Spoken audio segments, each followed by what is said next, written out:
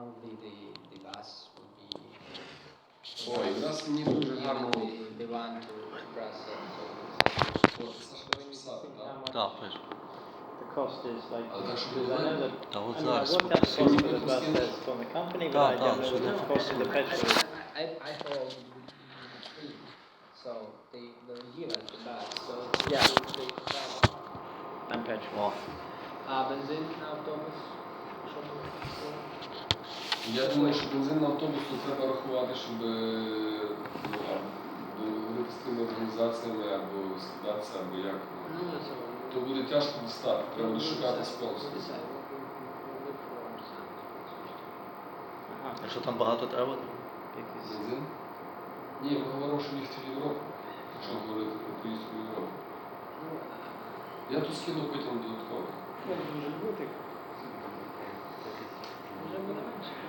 Ну, я ж кажу, що просто може бути менше, щоб не платити оренду і все. Ну, що In тоді? which case you need to think carefully about the best date. Night crasher. Так, треба думати про коли це робити, як це робити, тобто вибрати правильно. Давайте етапи будемо робити. Давайте спочатку ми привертаємо увагу людей в районах. Focus on the countryside, the regions. Так. Then we'll see Так, attention ну, of people and then. Absolutely. І тоді просто є, я перепрошую, тоді просто десь, напевно, осінь, коли вже буде якась більша активність людей.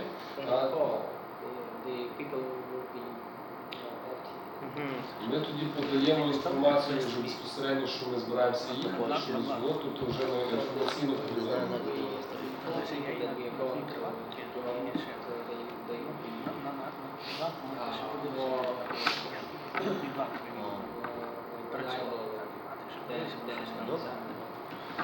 Так, тобто ми вже... Пізніше. Тобто ми зараз маємо можливість, наприклад, того 2 місяці, щоб була реакція від району. So 2 months we have summer, so we can use for gathering people around the region. Після цього ми тоді вже говоримо про те, що ми можемо поїхати, і хто хоче, то долучається. Then we'll announce that we can go to Brussels, and who would like to join us are welcome. That's great. І теж, якщо люди мають конекції зв'язки з діаспорою. Так, він думає про те, щоб діаспору залучити, які могли б частково допомогти. Дивіться, хлопці, що з точки зору організаційної, так, ви правильно говорите, подивіться. Якщо говорити... Step by step, радиться. Якщо говорити з точки зору українців бойків, тобто той етнографічний групи людей, які живуть в Карпатському регіоні, значить, як ми структуровані з точки зору громадських організацій? Ну, друге питання, та якість, на інша якість, але як вона нормально структурована та структура, громада і як ці процеси запустити? От дивіться, значить, у Львові пан Андрій очолює товариство Бойківщина. Значить, є всеукраїнська громадська організація Бойківщина 21 століття. Значить, в кожному, ну, там 14-15 регіонах України є наші активісти. Друге питання, їх багато, мало і взагалі.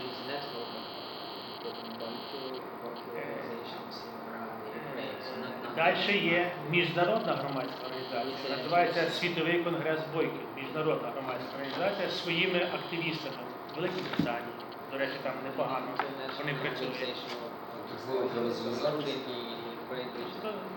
Далі в Німеччині, в Польщі і так далі. Тобто на даний момент часу є певний організаційний ресурс. Друге питання, на якому він поки що рівні, це питання друге. Але якщо добрий проєкт запустити, це можна і ресурс підніметься, знаєш, бо то є от така штука. Так що з точки зору організаційної такої, знаєте, матриці, бойкі українці структуровані Ну, так, знаєте, добре. Як і... То не тільки бойки, то може бути і Ні, так гуцули, я розумію, і хлопці, ну просто хтось має українці. процес почати, і процес почати правильно. Really quite a big То для global кожного global network of people from Boyki. Процес організаційно правильно почати. Раз ніби все є, а толку нема ніякого. В Україні так само. Так.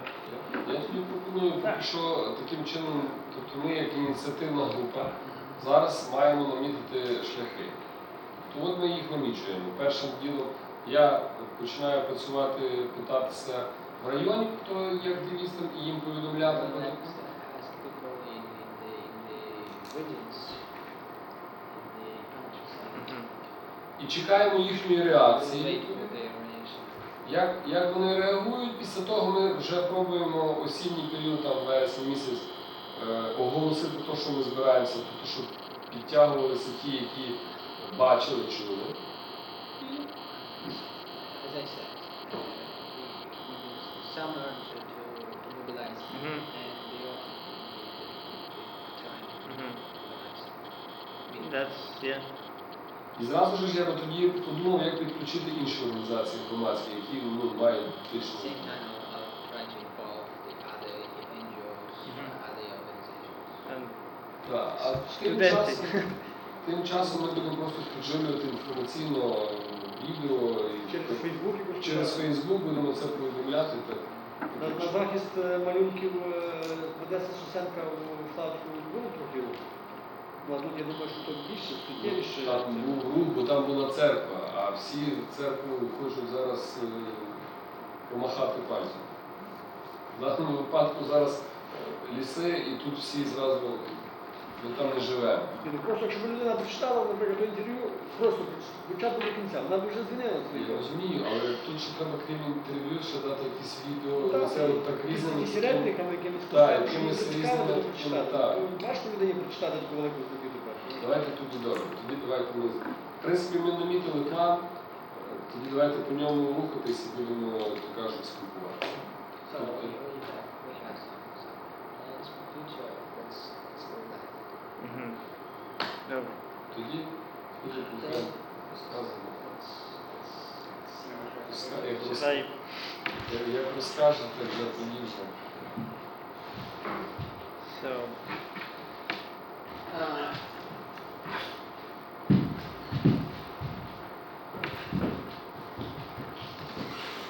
Бо інтернет краще ви зразу без стріма. uh-huh. Okay, so the first part everybody knows already, so we'll just go very quickly. Першу частину вже всі знають, тому ми швидко пройдемо. It's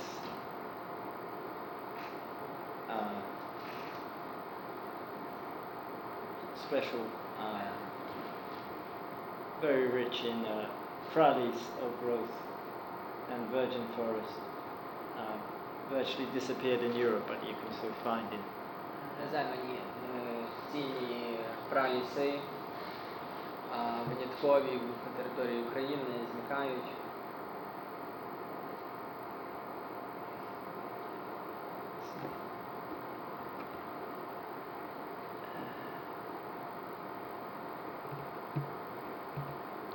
Including the biggest area of virgin beach forest in Europe, which is a World Heritage Site. Отже, особливо увагу звертаємо на букові ліси, які є теж унікальними в Європі.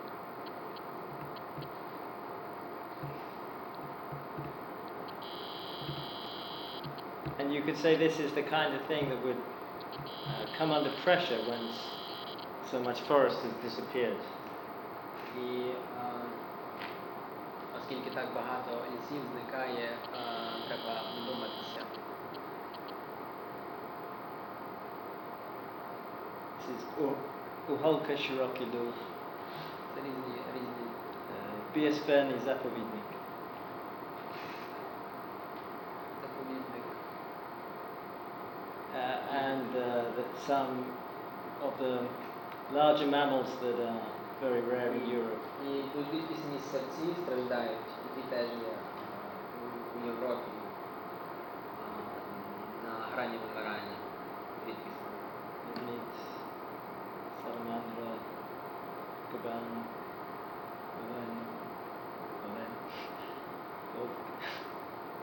This was, this is just a map of the main forest areas in Ukraine Це being виділені території з найбільшою концентрацією лісів в Україні. Carpathy Mountains and Polisia. Гори Карпати і Полісся. So this talk is based mainly on a report by this British organization. Те, що я буду говорити, Earthside? базоване на звіті, який опублікувала британська урядова організація Earthside. Причетник до корупції. Причетні до корупції, так називається. And Earthside are an organization that investigates forestry, deforestation problems all around the world, like Indonesia, Congo. Ця організація вивчає випадки неконтрольованої вирубки лісів по всьому світу, в таких країнах як Індонезія, Конго.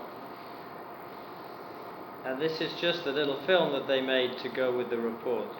І короткий фільм, який вони зробили, долучили до цього звіту.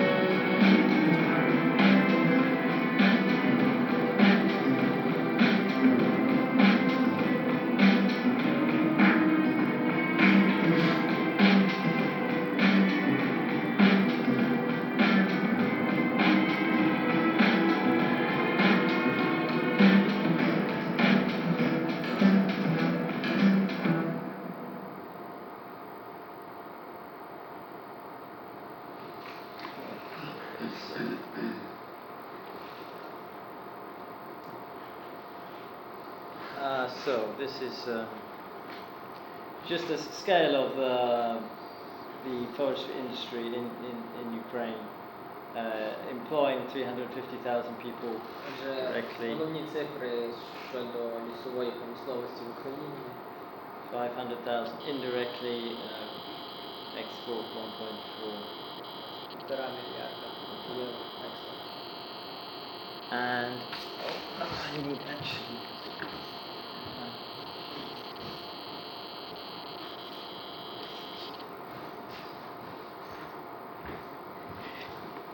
So, 73% is state-owned by the State Agency of Forestry Resources. Тут написано, Державне агентство лісових ресурсів володіє 73% українських лісів. Which is Where is the rest of 26% of Ukrainian forests? Who is the owner of that? that's a good question, and I don't know the answer precisely. Хороше питання, But I не guess знаю it's some відповіді. private, Я думаю, приватні власники. and maybe the military in some cases. Можливо, військові.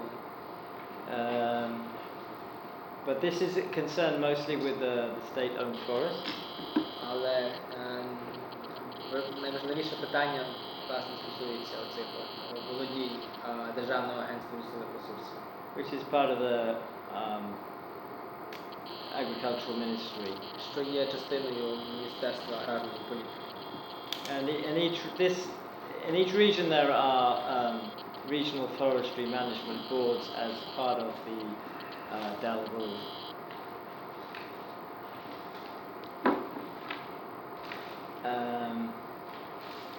So this is deforestation. Це вирубка лісів. Яка дистанція? Which train station is that? I'm not sure. It's just, to be honest, I'm not sure. On the border, Yeah. somewhere, десь на кордоні. Maybe it has. No. So it's the nezakonne rubki, so the illegal cutting.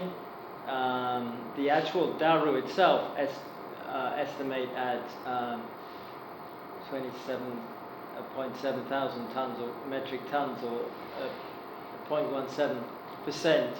But according to independent estimate, it's 40 times Різниця more than that. між фактичною вирубкою і офіційною вирубкою відрізняється в 40 разів.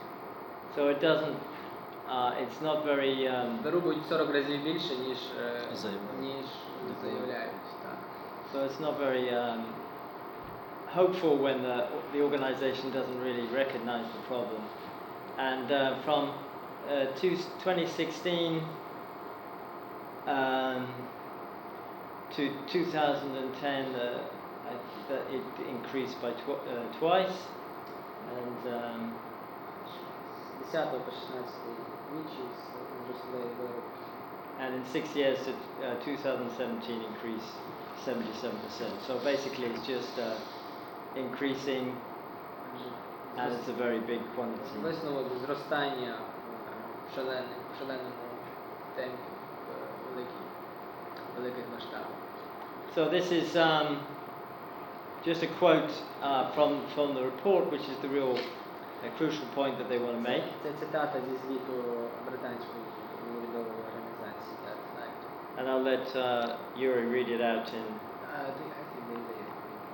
Because they can read it out. Незважаючи на те, що вони прагнуть характеризувати це як таємну злочинну діяльність, яку проводять приватні особи та в досить обмеженому масштабі, реальність полягає в тому, що переважна більшість незаконних заготівель в Україні здійснюють самі лісогосподарські організації. So that's the critical point of the report. Що кажуть, що дядько села сам вибирає. So it's a widespread opinion that person from village doesn't himself pick up the timber. But it's my guess is that happens, but that's not the important. Я думаю, що так воно і відбувається, що рубають люди приватні дерева, але це не так важливо. It's coming from the higher up, I would say, and this is what the report suggests. Проблема у найвищих структурах. Приватних виробок немає. So the private cutting. So, Це кожне дерево. Все дуже контролюється, дуже, там не дай Бог щось виробити. so it's well protected. So you can go to the forest and cut. Відмічене кожне дерево. Every tree So- is pointed. Так. Вони- He says so. А вирубуються в основному ліси, де ставлять діагноз, що ліс хворий. So, ну так, От, так, і- так. і Ну про це. роблять так, як санітарну виробку. So you may know better than me. Якась пилорама просто. Високільний завод. Ну, локальні пилорами, але їх багато. Ні, 12 тисяч. And so exports have increased 50% more. Отже, зріст експорту, зростає вирубка, зростає експорт деревини за останні роки. So 10 times increase export I from. think what they can see, what they can read, you don't need need to say. actually to repeat. Yes. Okay. If you have something to tell, Mhm. not need to. So this is just the license saw timber as against.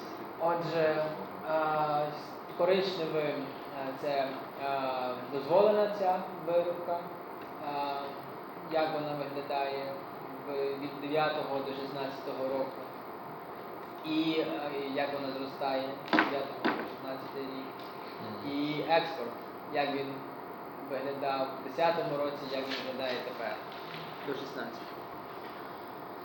And I don't know what railway station that is. So the report is saying that there is, well, corruption. Звіт and all that. наголошує на тому британської організації, на тому, що корупція в лісозаготівельній сфері в Україні на всіх рівнях.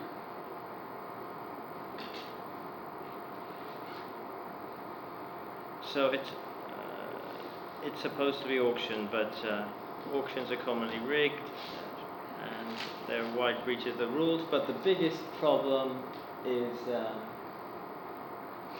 sanitary felling. Найбільша проблема – це санітарна вирубка. So, if you think about it like sanitary felling, originally it's supposed to be there's a tree with disease in the forest, so you cut it out to save the rest of the forest, and you would think that's a pretty small amount of the total. В ідеї санітарна вирубка покликана берегти здорові дерева від хворих. І в теорії завжди таких хворих дерев доволі мало, але насправді під приводом вирубки хворих дерев вирубуються цілі ліси. But now there's like more sanitary logging than there is under the regular plan. Насправді більше вирубують під приводом санітарних рубок, ніж офіційних вирубок. Which is pretty. Ось коричневим санітарні вирубки, а ось зеленим легальні вирубки як вирубки. And probably part of why this happens, in my understanding, is that actually the regulations are weaker for sanitary felling than ordinary felling. So it's actually, the regulations are actually, perversely, you could say, less tight when it's been declared for sanitary felling. So it's a Отже, санітарна вирубка – це хороша лазівка, оскільки менше бюрократії, менше проблем із тим. Легше значно оголосити, що ці дерева хворі, і виробити їх і мати менше проблем. And you might have seen a lot of pictures on like the Lisabavata website of trees that are supposed to be from sanitary felling, but they are nice, moist, not dried out. І є фотографії, є свідчення того, що гарні, красиві дерева вирубують під виглядом хворих. And here are some figures about the І деякі цифри з цього приводу. Sanitary felling. So, and also sorts of other kind of illegal methods. So, and so in 2015 there was Poroshenko government put a ban on unprocessed round logs. У 2015 році Порошенко наклав мораторій на вивезення необробленої деревини з України. But the problem is that there was a loophole because you could still export wood for fuel, or like firewood or wood for fuel. Але в цьому новому законодавстві була дірка, оскільки воно не включало дрова, тобто деревину, яка використовується як паливо. So basically what happens is a huge quantity of timber has gone to the border marked as fieldwood, and then when it crosses the border it magically changes into the more expensive kind. Отже, як використовували цю дірку в законодавстві, в Україні заготовлювали деревину як дрова, перетнувши кордон, ці дрова магічним чином перетворювалися в... Я думаю, що вони свідомо залишили тут. So this is corruption високого рівня, so high level corruption. And the background to this is Victor Sivits, who was the head of the state forestry under Yanukovych. В часи Януковича державним агентством лісозаготівель керував оцей чоловік Віктор Сівець. He's now fled the country to Russia, I think. Він зараз біженець в Росії. And so he basically was involved in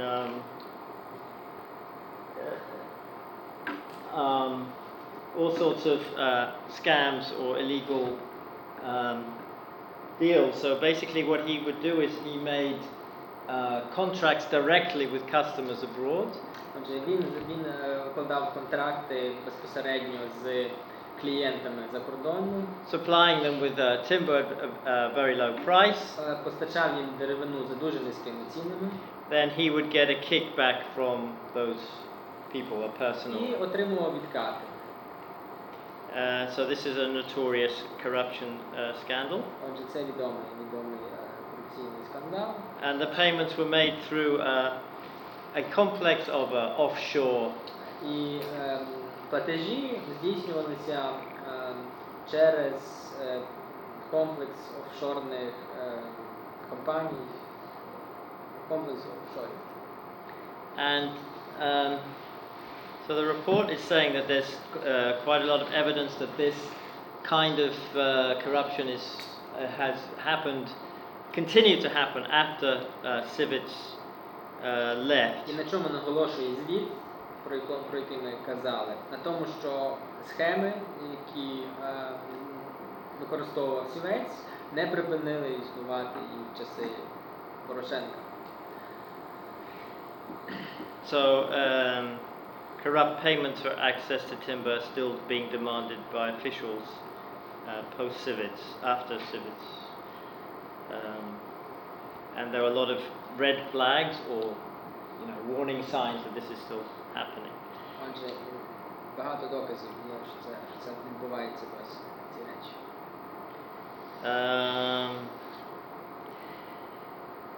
So this is just the history of Civits was replaced by Valery Chernyakov and then Alexander Kovalchuk, Черняков, Ковальчук – це ті, які були на місці Сівця.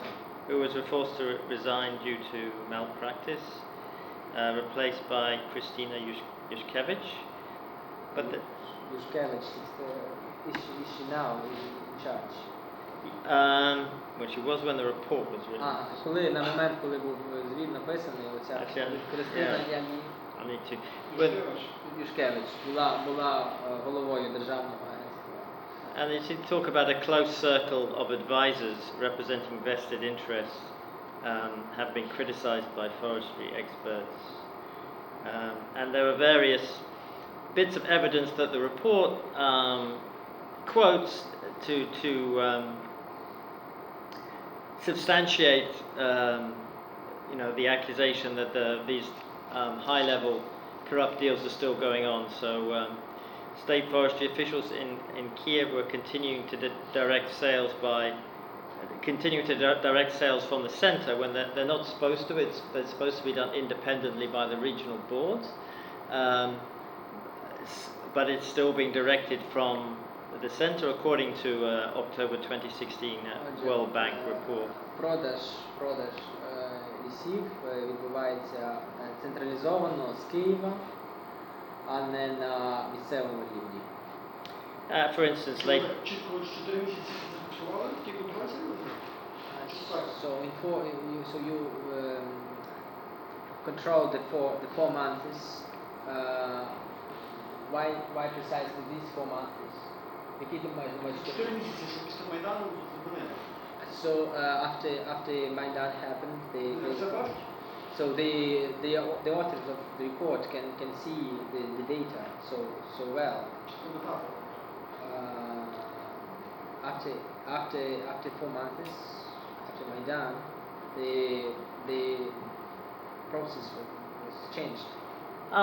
Where is the 4 months coming from? Is that?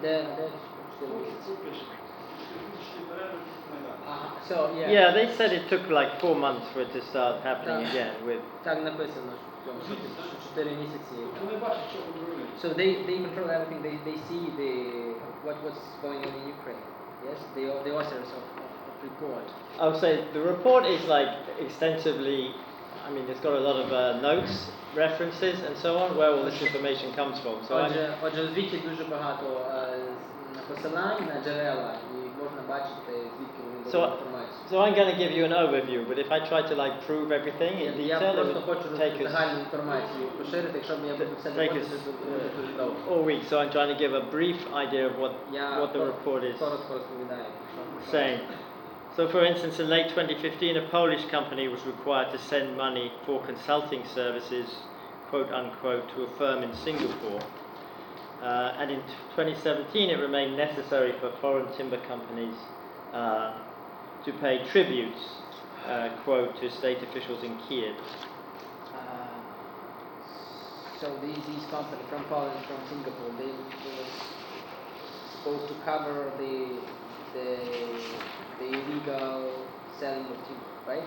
Yeah, so in other words, they collected, when I said that there were like red flags, so there were warning signals that the corrupt deals are still happening, and the report is quoting various people from outside Ukraine involved in the timber trade who Процитовані люди з різних країн, які були залучені так чи інакше в ці справи, тобто є багато посилань на джерела.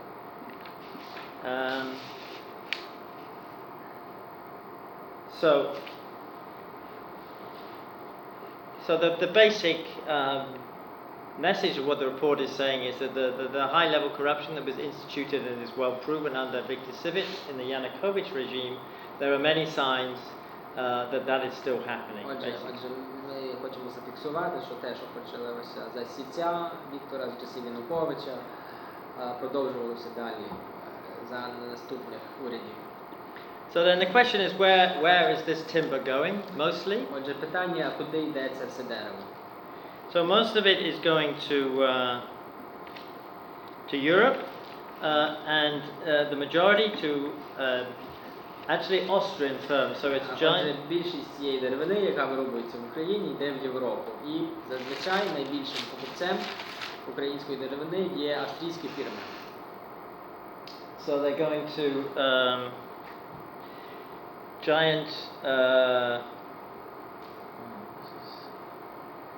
Okay. Sorry, I missed out something in my little thing. I have to. So it's going. What they're using to in the course of these corrupt deals. Sorry, I got ahead of myself a bit. Are these offshore? There are companies that are set up in Britain through which the money passes. Є компанії, які створені у Великій Британії, через ці компанії проходять гроші. And this started under Viktor Sivic, but unfortunately, Ще за часів Сівця вони засновані. it's very easy in the UK, which is not a good compliment to the system in the UK, to set up these limited liability partnership is Дуже one, легко заснувати таку компанію в Великій Британії, що не є хорошим компліментом для цієї країни. and a Scottish limited liability partnership is another one. And these are Дві ці компанії. and they're very easy to set up, and they are controlled by people registered in secrecy jurisdictions where they don't have to reveal their names. Ті, хто заснували ці компанії, вони зареєстровані в секретних юрисдикціях. Тобто ми не знаємо, хто ці люди, звідки вони. Like Panama and Belize. Панама, Беліз – це місця, звідки ці компанії були зареєстровані, створені. And this is the address of one of them actually. And Ось this, адреса однієї з цих компаній в Лондоні. This is in London, yeah? yeah, it's Bedford Street in London, and it was dubbed London's dormitory for Yanukovych by Ukrainian anti-corruption activists. So this is Отже, це було розслідувано, фотографовано однією з компаній, яка розслідує ці речі. Ось адреса, юридична адреса однієї з компаній, через які проходять гроші в справі торгівлі української So I держави. think this was the address of the company through which the kickbacks went to Viktor Sivic's wife. Через цю компанію йшли відкати жінці, дружині Віктора Сівця. And other kinds of corruption are at the customs point, because the regional state forestry boards can choose their own custom points, and there's a lot of corruption associated with those. Ну, це те, що написано. Корупцію на митних пунктах. Yeah, and for instance, sometimes it's claimed to be transit wood from Belarus, and other times it's fuel wood, marked as fuel wood when it's actually proper wood, and so on. And there have been various court cases involving corruption at the customs points. Okay, so the role of the EU. So the EU is now receiving the most of the illegal wood from Ukraine. It's written down. Так, більше Україна є постачальником більше деревини, ніж інші країни, будь-які інші з Латинської Америки чи Африки. So it's quite important that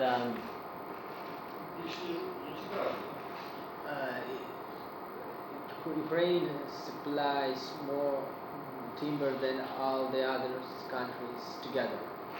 that's not quite true. It supplies more than any other country, Більше, ніж будь-яка країна. and more than all the tropical countries І більше, combined. і більше, ніж всі тропічні країни разом взяті. So, and 70% of the Ukrainian timber is going to the EU, and the 50% increase in exports 2012 to 2015. And that, I don't know which station that is, but it's... Теж не знаю, з якого це вокзалу. So, that's basically showing it, and that is probably a little out of date. So, Це трошки застаріла інформація, застарілий графік. so the tropical countries there, it's... Ось, ми бачимо тропічні країни, такі як Конго, вся решта Африка, Індонезія, вони зменшують свою долю в експорті деревини у Європу. А такі країни, як Україна, навпаки, збільшують. So Russia is diminishing A bit, stock. yeah. Трохи так, Росія теж. Yeah, that's true. But if you think about all those tropical countries and Russia, those are huge countries. Але ці країни, вони тим відрізняють, що вони великі за територією. And Ukraine is big, but not that big. Але Україна теж велика, але не настільки велика. So that's a vast quantity of timber coming І from. тому ми розуміємо, які масштаби України. So the export from Ukraine is bigger than from Russia, right? Okay, I haven't. As the diagram says. It looks like it, yes. Так виглядає. Yeah. I mean that. I'm saying that from the diagram, like you. I don't have a Я special. можу тільки судити з діаграми, я не маю актуальної інформації. So, sorry, it's gone the wrong way. So this is like the history of it. So Історія цього всього. basically, like 20 years ago, around about the late 1990s, 20 років тому, в кінці 90-х, people like me, when I was a volunteer for an NGO, Friends of the Earth, я був волонтером організації Друзі Землі. so we were standing out supermarkets, outside Ми supermarkets, стояли там на виході з супермаркетів with a banner and giving out з leaflets плакатами і роздавали листівки. about Cambodian timber, I Про remember. камбоджійський ліс, як я пам'ятаю. But it was like tropical forest, and this was a big outcry in Western Europe at the time. І в цей час було дуже багато шуму навколо цього камбоджійського лісу. So I was part of something much bigger, І я був частиною цього процесу. and the result of what that was that there was a reaction from the European І Union, результатом було те, що була реакція з Європейського Союзу. and they tightened the regulations, І вони зробили жорсткішим регулювання цих процесів. around illegal timber. Вирубки камбоджійського лісу. Тобто наша діяльність тоді спричинилася до певних зрушень в цій сфері. Around the illegal timber coming from tropical countries. І з Камбоджі, і з тропічних країн почали менше завозити деревини. So at that time, all the protests and activism and so on did have some result. Отже, тоді активізм і протести мали успіхи. In 2003, the Action Plan on Forest Law Enforcement. And that is why since then, the timber from tropical countries has decreased. But what I haven't put it up here, but what I've kind of discovered since I did this, that why it's working better with tropical countries is that they have I forget, like it's a VPA, it's a voluntary partnership agreement, and basically the EU says you can't export wood to us unless you fulfill all these criterion. Отже, є тепер вже спеціальне законодавство, спеціальний договір з тропічними країнами і Європою. І відповідно до цих норм, цих законів, Європа не має права купляти деревину, яка заготовлена нелегально в країнах оцих тропічних. And these voluntary partnership agreements usually involve different people at different organizations and levels in the society, NGOs, independent monitoring and so on. And they're not perfect, but they work much better than before. Отже, порівнюючи з тими часами 20-річної давності, є серйозні результати. Воно не досконале оце ці нові договори, але суттєво покращені ситуацію. Yeah, so of course they haven't like stopped deforestation in tropical countries, and there's a lot of timber going to Japan and China. Попри це, це не означає, що вирубки припинилися. З тропічних країн деревина постачається в Китай, в Японію і так далі. But there's less illegal timber coming from these countries coming into the European Union. Але значно менше деревини, нелегальної деревини йде з цих країн у Європу. But another part of the improved regulations which is crucial for Ukraine is the EUTR, or EU Timber Regulation. But this part of it is not working so well. So this is what should prevent the importation of illegal timber from Ukraine. Отже, це те, що це регулювання, оце лісового законодавства, це те, що може перешкодити вивезенню нелегальної деревини з України в Європу. So, and it requires the companies that import the wood to do due diligence, is the phrase in English, to make sure that the wood is legal and sustainably Отже, sourced. відповідно до цього регулювання, перед тим, як ввозити деревину в Європу, її мають перевірити, чи вона була легально зрубана, чи нелегально. So the Earthside report is particularly focused on the failure of EU companies to do this. Отже, і оцей звіт, про який ми говоримо, він фіксує провал у спробі нав'язати таке регулювання для взаємин між Україною і Європою, і експорту української деревини. But actually, it's not as if there's just a little bit of wood sneaking through here and there. It's happening on a massive scale, I would say. Так, тобто тут не йдеться про якісь дрібні масштаби, про якусь часткову вирубку, йдеться про масивні масштабні вирубки. But there is a potential tool to use to stem to diminish the scale of exports to Europe, which is obviously the closest market to Ukraine, if they use it properly, if it's enforced. Отже, це міг би бути хороший спосіб зупинити цей процес нелегального експорту деревини в Європу, яка є найбільшим ринком, очевидно, для української деревини. Отже, це одна з можливостей, які ми можемо використовувати. This is the sort of protest that happened for,